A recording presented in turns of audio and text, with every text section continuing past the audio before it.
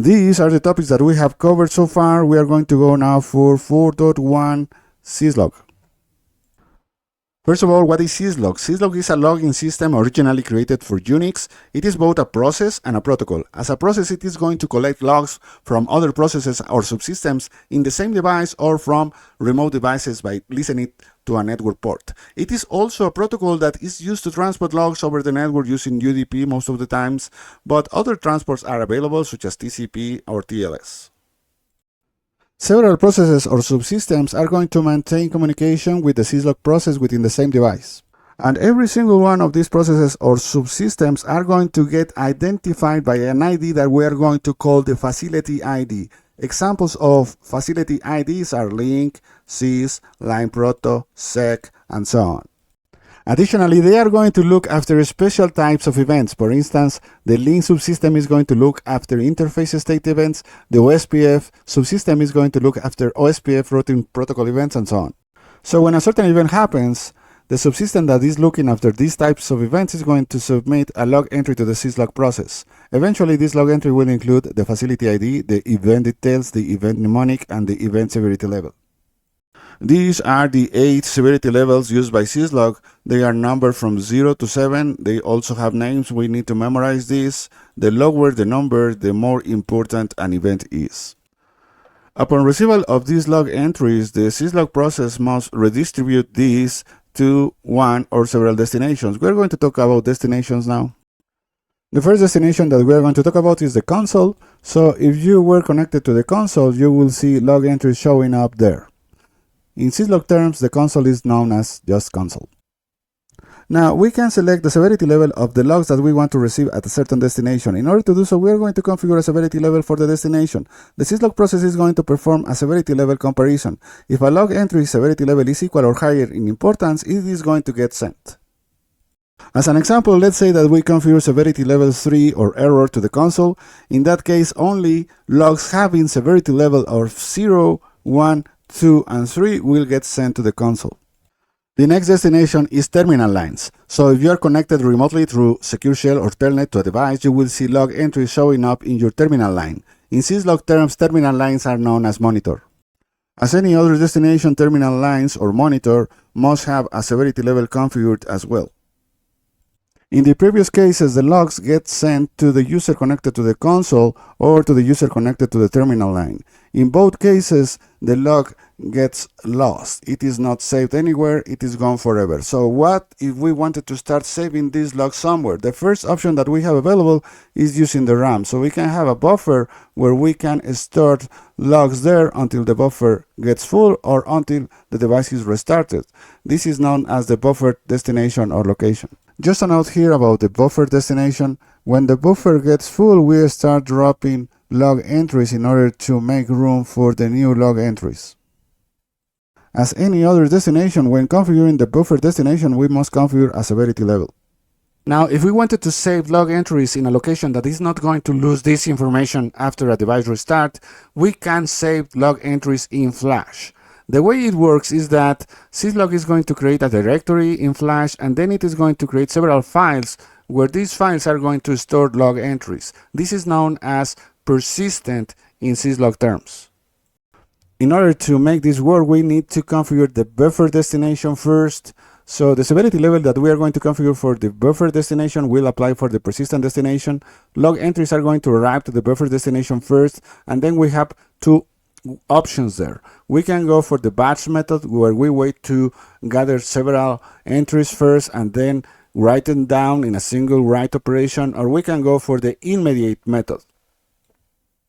The advantage of using this batch method in order to write logs into these files is that we minimize write operations on the flash in order to increase the flash lifetime. Next type of destination, Syslog servers. With Syslog servers, we can centralize the log entries coming from every single device in the network to these centralized Syslog servers. In that case, we will have to move these log entries from every single remote device to these servers through the network. In that case, we will be using the Syslog protocol that by default uses UDP port 514. If we wanted to guarantee that these entries are going to reach the Syslog servers, we can use TCP. However, this will put stress on the Syslog servers. And if we wanted to provide security for the transport, we could use TLS. As any other destination for Syslog servers, we must configure an appropriate severity level. It is not really recommended to use level 7 because in that case we will be using a lot of network resources and a lot of Syslog server resources as well. Let's talk about another destination or location that is actually stored in RAM. In this case, we have a buffer in RAM that is accessible through SNMP. In this case, we are going to use the MIP Cisco Syslog MIP in order to reach this buffer. This destination is known as history. This means that a network management system will be able to pull this information from the history buffer using the Cisco Syslog MIP through the SNMP protocol GET operation. We can also configure the device in order to send an SNMP notification to the network management system as soon as a log entry reaches the history buffer. However, this only works for log entries with a security level of warnings, error, critical, alerts, and emergencies. As any destination, the history buffer must also have configured a severity level. Every single log entry created by the syslog process will look like this. These long strings are built with several fields. Notice that the field separator is a colon. We are going to talk about these fields now. Remember that Cisco uses a syslog format compatible with BSD Unix 4.3. The first field is the sequence number. This is just a numbering sequence that grows as each log is created. We can enable or disable it. It is disabled by default. The next field is the timestamp. The best practice is always having a timestamp and configuring it correctly. We can customize this field. We have two options. We have the uptime, which is the time that has elapsed since the device was restarted, which is not really useful. Or we can use the local time, which will use the clock local time. The best practice here is to always have a time synchronization protocol in place and have a correct clock configuration. We can include milliseconds, year, and time zone in this field as well. The next field always starts with a percentage, and it provides us with three pieces of information separated by a dash. First of all, we have the facility, which identifies the process or subsystem that created this log entry. Next, we see the severity level for this log entry, and then we see a mnemonic, which is a unique description string for this type of log entries. The next field is the description, which provides us a detailed description of what is the event that triggered this log in the first place. Now the last field, which is the host name and member of the stack, may not be shown if you're looking at log entries within the Cisco device, unless you have a stack. In that case, we'll tell you what is the member of the stack that created this log entry. Most of the time you will see this field if you're looking at the log entries at Syslog server. So in summary, the sequence number and the timestamp will answer the question when this log entry was created. The facility and the host name and member of the stack will answer the question who created this log entry. The mnemonic and description will answer the question what is all this log entry about, and the severity will tell us how important is this event. So why do we need Syslog at all? We can use it as an alerting system. We can review Syslog entries proactively in order to prevent issues that can happen down the road. We can send SNMP traps from Syslog entries, and most of the time we will use Syslog as a troubleshooting tool, because with Syslog we can look into past events. As long as our timestamps and our time synchronization protocol are in place, Syslog is a perfect troubleshoot tool. This is a summary of how to configure Syslog. First of all, the best practice will be having a time synchronization protocol in place, correct clock settings, that means a correct daylight saving time setting, correct time zone settings. Then we can enable sequence numbers optionally, and as a best practice, we always need timestamps configured correctly. Then we will proceed to configure our destinations with a correct severity level, optionally enabling XML per destination, and finally our optional features such as Syslog based SNMP notification, synchronous login, and so on. This is the command to enable sequence numbers. Remember that by default sequence numbers are disabled.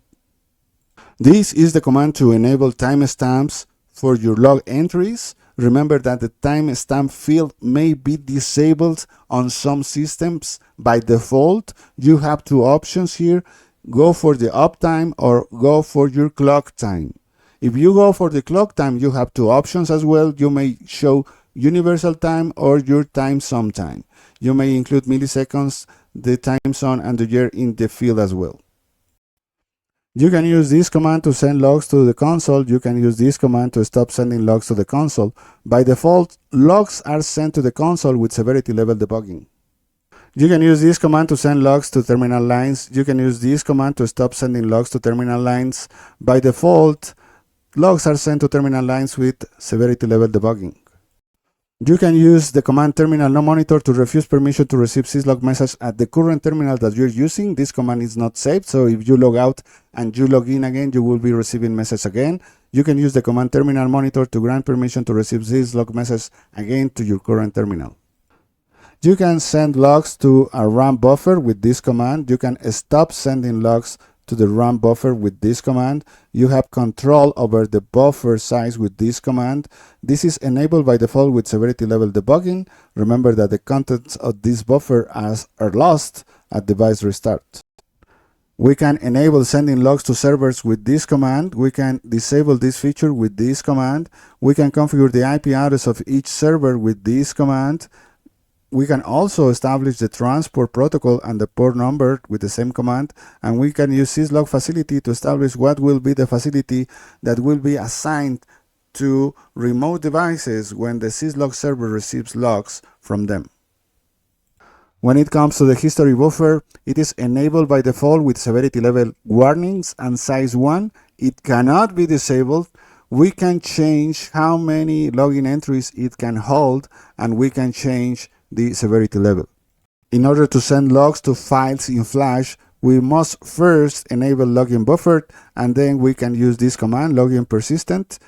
If we don't provide the log directory, syslog will be used. We can configure a maximum size for all login in Flash, a maximum size for each individual file within the Flash, and we can choose whether to use the batch method or the immediate method. Remember that this feature is disabled by default. This is a summary of the destinations that we have available with Syslog and how they are configured by default. Syslog has plenty of features. We are going to see only 3 of them. We can send SNMP notifications based on Syslog using the history feature. The command is this: SNMP server enable traps. We need to have a host configured for sending informs or traps as well.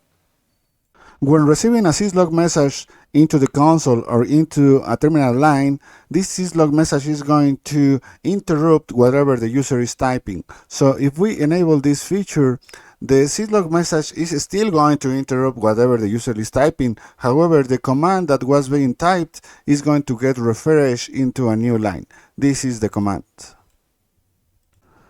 We can use this command in order to prevent the CPU from getting overwhelmed by the amount of messages being sent to the console, or we can use this command in order to limit the amount of messages that we are sending to remote hosts.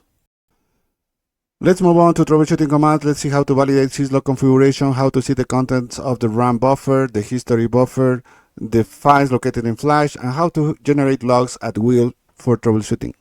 The basic command in order to troubleshoot syslog is show login. Let's see the output of show login. First of all, we can see that the syslog process is enabled. If for some reason we wanted to disable it, we will need to configure no login on, and in that case this would show up as disabled. Next, we can see that we have 0 message dropped. If this counter started to increase, that will mean that we will be experiencing a lack of resources in order to process syslog entries. We can see that XML is disabled. This means that no destination is currently using XML. If at least one destination is using XML, this will show up as enabled. Next, we can see discriminator information. We didn't review discriminators, but here we will see discriminators that are configured and applied, and here we will see discriminators that are configured but not applied yet. Next, we will see destination statistics. We will see the severity level, amount of log entries that this destination has received, whether it is using XML or not, and so on. So we will see console statistics, terminal line statistics, buffer statistics, files on flash statistics. Next, we can see general configuration for sending logs to Syslog servers and specific destination Syslog host statistics and the login source interface. And if we scroll down, we will see the actual contents of the RAM buffer. In order to see how the history buffer is configured and how it is behaving and what are the log entries that it is containing, we can issue show login history. We can see that in this example, for instance, this history buffer can only contain one entry. This is the default. We can change that. We can see the severity level. This is the default. We can change this as well. And we can see the actual login entry that is living in this buffer as well. Now, if we were storing log entries in the flash with the destination known as persistent, we could use this command dir and the directory where these files are being stored in order to see what files do we have, and we could issue the command more in order to see the contents of each file. Now we can also create artificial syslog messages with this command send log. Final comments about this session. There is a mnemonic in order to remember the severity levels. These are the features that we didn't include in this session: login filters, discriminators, and exceptions. And this is a summary of what we saw: the login format, login destinations, and login features.